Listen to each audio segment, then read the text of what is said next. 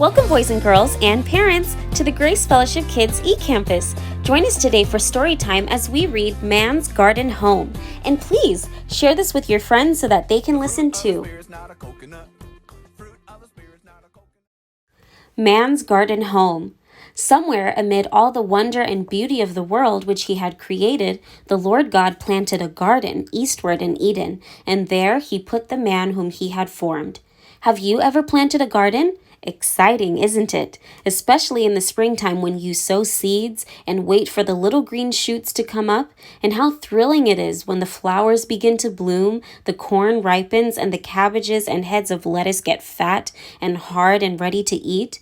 But when God planted the Garden of Eden, it was different. He did not need to plant seeds. As creator, he could make full-grown trees and bushes appear immediately, all in the right place, just where he wanted them. He could say, I want a cluster of tall cedars here, and a grove of silver birches there, and they appeared at his word.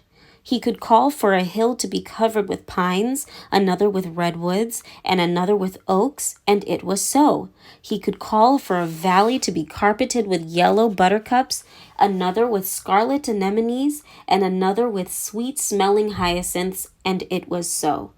How glorious, then, must have been the garden home that he planted, specially for his beloved Adam and Eve.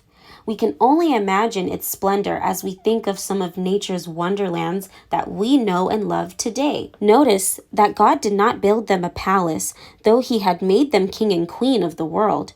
He did not erect some fine stone house for them with marble floors and electric light, though he had given them silver and gold in abundance. Instead, he made them a home amid the trees and the flowers. For walls, this home had palms and firs and maples, and its floor was the soft, sweet-smelling earth, gorgeously carpeted with bluebells, marigolds, and primroses. For roof, it had the spreading branches of trees, and beyond the glorious dome of heaven, where the sun gave light by day and the moon and the stars by night. There was no need for shelter, for in that far-off day when the world was born, there was neither rain nor storm. Instead, there went up a mist from the earth and watered the whole face of the ground. In man's first home, there was no bedroom as we think of bedrooms, only cozy moss-covered nooks among the bushes or flower-strewn couches beside tinkling streams. Its parlor, or living room, was a hillside overlooking some entrancing bay or sandy lakeside cove. Its music room was among the trees, where the birds trilled their lovely songs. Its kitchen and larder were the fruit-laden vines and bushes ever loaded with good things to eat. Surely no home ever built by man has been so beautiful, so peaceful, so altogether perfect as this glorious garden home which the Lord God planted in Eden in the long ago. How happy Adam and Eve must have been as hand in hand they hastened from one lovely scene to another. I can almost hear Eve crying out, Oh, Adam, look at this pretty flower, and this, and smell their fragrance. What a wonderful place to live. Walking eagerly along, they come suddenly upon two remarkable trees, different from all the others they have seen, and both loaded with brilliantly colored fruit. As they stand admiring this new and wonderful sight, God draws near to tell them that they are now in the very center of their garden home. That one of these trees is the tree of life, and the other, the tree of the knowledge of good and evil. And the Lord God commanded the man, saying, Of every tree of the garden thou mayest freely eat, but of the tree of the knowledge of good and evil thou shalt not eat of it. For in the day that thou eatest thereof, thou shalt surely die. Die, they wonder. What does God mean? And why has he planted a tree in the garden of which we mustn't eat? Still wondering, they go on their happy way together as the sun sinks lower and lower toward the horizon. What a day it has been.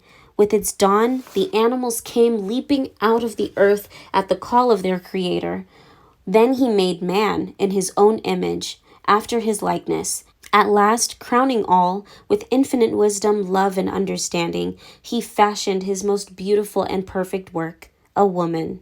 And now this wonderful day is drawing to a close. Shadows are lengthening, birds are twittering in the trees, and strange sounds from the forest tell that the animals know by instinct that night is near.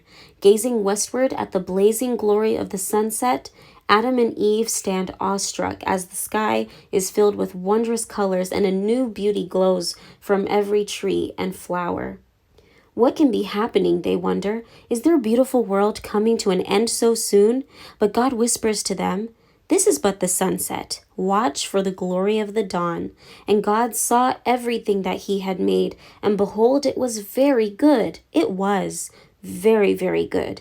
The earth, the sea, the trees, the flowers, the animals, all as perfect as God could make them. And now, this happy pair of human beings, so stately, so beautiful, so sweetly innocent, bowing in reverent worship of their Maker.